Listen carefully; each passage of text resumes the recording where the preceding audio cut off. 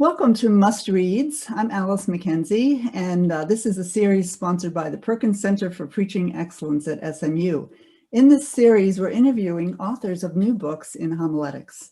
My colleague, Dr. Wes Allen, and I are convinced that for preachers to read homiletical literature that helps to broaden and deepen their understanding enhances their weekly preaching as they are in the front lines in this difficult time.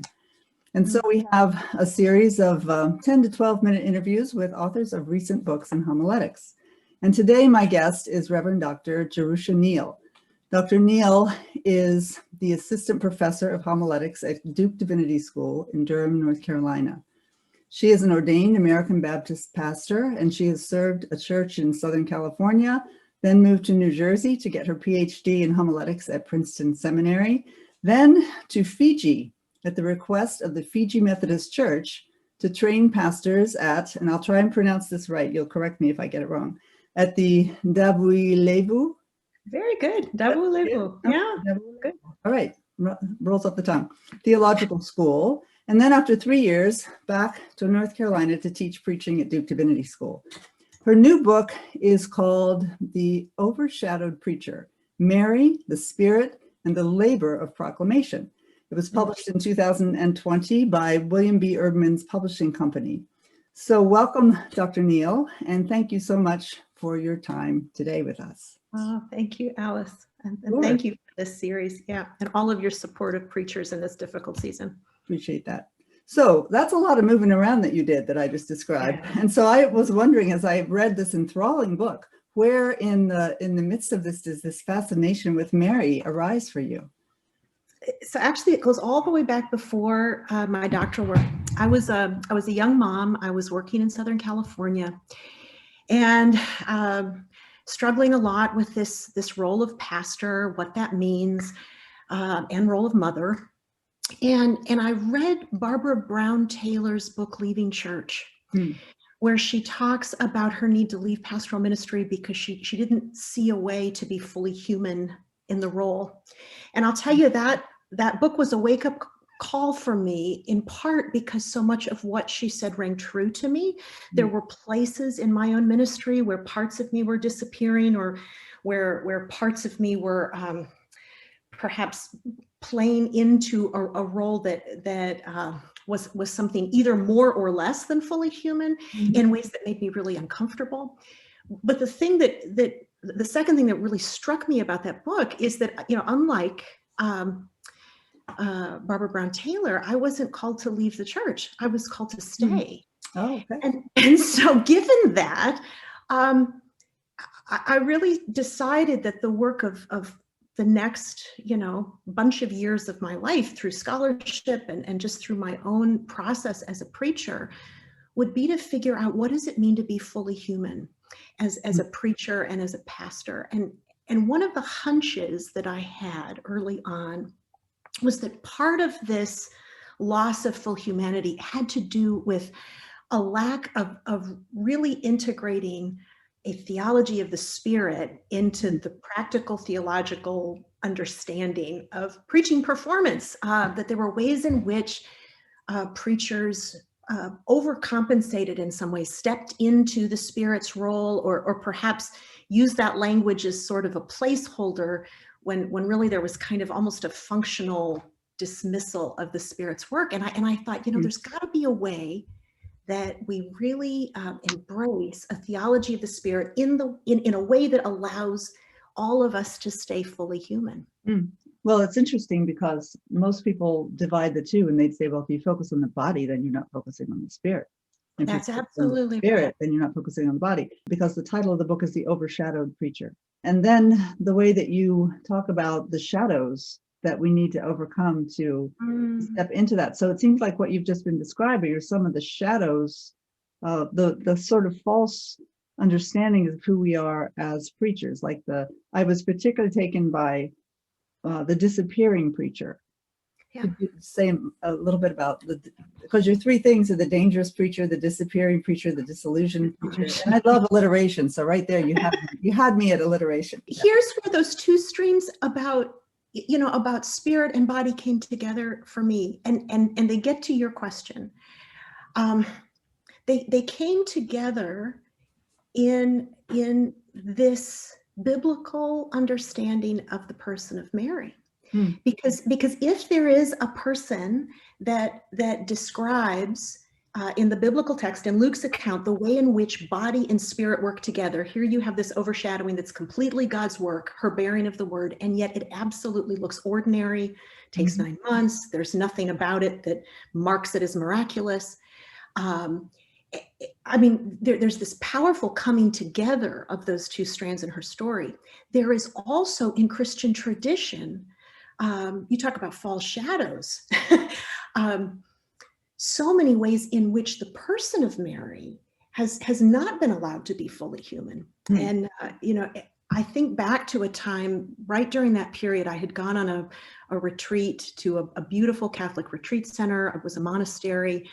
And I remember walking into the sanctuary, and I'm thinking about these themes, and over in the alcove, there's this lovely depiction of Mary, and she's sort of beautifully painted. She's wooden. She looks very sort of, you know, Renaissance, you know, in her appearance, and on the one hand, I felt like just grateful that in that space there was something in the space that sort of spoke to, you know, who I was as a woman and a young mother. But what struck me more were all of the ways in which that depiction of Mary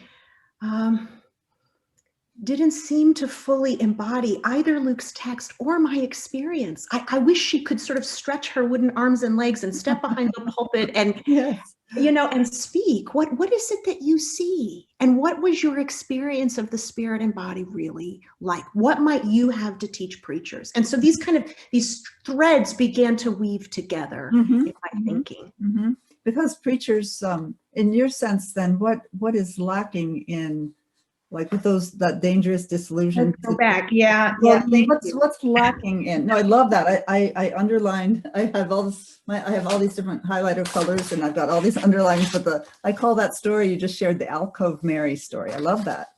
It's just so vivid. But what is it? Say, like, for example, who is the dangerous preacher? Well, so think about preachers that begin to overcompensate in terms of God's agency in the sermon. And often this comes, I mean, I want to just be kind to this preacher because they don't mean to be dangerous. Right. It often grows out of a fear that if they don't bring the sermon home, save the souls, twist the arms, create the transformation, somehow they will have failed God. It's all on them, right? Yeah, right. It's all on me. It's all on me to do it. And so the pressure to use any means necessary, to use manipulative rhetorical means or divisive rhetorical means, those things are tempting, I think, to that preacher, because the thought that your work and your word would not be effective in bringing about change is this shadow that worries you. And I link this in the Christian tradition to, I mean, there are ideas about Mary as Queen of Heaven who, you know, stamps on the head of the serpent and crushes, you know, it almost is salvific in her power in ways that kind of eclipse the work of Christ. Elizabeth Johnson is a Catholic feminist theologian, and she talks about the dangers in her own tradition of what would it mean to not put Mary in that role, but allow her to be fully a disciple, human, flawed, and faithful.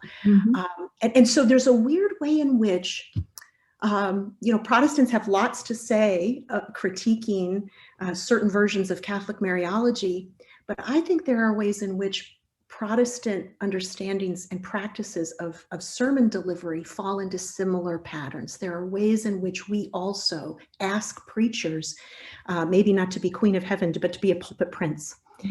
Pulpit. Yeah. Right. Yeah. And then I take your disappearing preacher to be the one that prays. And this is a traditional, and I respect this prayer, but the prayer seems to be, Lord, help me to get out of the way. That's right. Just completely overpower me. And so that can also be troubling, I guess. Well, so Because it here's doesn't bring the full humanity of the preacher into play, right? That's right. So if part of what matters to Luke about Mary is that her body becomes a site that testifies to the body of Jesus, if she really were to disappear, if she wasn't in Luke's narrative, there would be things that we would wonder about Christ's body, things we wouldn't know. And so her body for Luke is really important, not as a norm for everybody else, Right. but as this testimony to Christ. Mm-hmm. And so, yes, it's not that the preacher is the point, Christ is the point, but through the Spirit, our bodies become these sites of testimony to who Christ is, and something is lost when we disappear. So, for example, and again in the Marian tradition, this time I'll jump to the Protestant side. I mean, desire to sort of keep her from being central. There are Protestant churches that went years and years and years, hardly mentioning her but 1 week of the year, and then sort of trotting her out in the nativity scene and back, and not really letting her her embodied testimony speak to the miracle of Christmas. Well, when you talk about her experience of being overshadowed, I really did feel like that was including anyone that would read or come in the radius of this book, anyone. And it's a beautiful way of honoring and, in a sense, meditating on the reality that we don't just preach Jesus' teachings, but the risen body is in connection with our body as we preach. Amen. You said it just right, Alice. That's right. That's right. Then when you talk about Mary, you're not breaking her experience into 3 steps of preaching. On Monday, do this, but the idea of conceiving and bearing and naming was just very moving to me. The way of thinking about that. Well, I was trying to think of how it is that the kind of actual experience of embodied relation that she goes through can describe certain practices of rhetoric, rhetorical postures of hospitality and dependence and discernment, and what would it mean to kind of work out those metaphors in our own contexts, and because it's going to look different for different people in different places, but those postures of relationality, I think that's still really key. You mentioned one more D that I want to make sure we get in. Right. There's the dangerous and the disappearing. There's also the disillusioned preacher, and I think that preacher is perhaps closest to my heart in writing this book, because especially this year when there has been so much grief, when preaching has gone through profound changes in its form. I know how tired pastors are. They're wondering, perhaps even if they can't voice this, is God still present? How is God at work in my word? And as ordinary and broken as it seems some days. And I really wanted this book to affirm the same sort of miraculous affirmation that Mary had, that in this ordinary, the work that happens in the stable, and the work that happens the 9 months prior, the work that nobody seems to see, the shepherds show up and that's about it.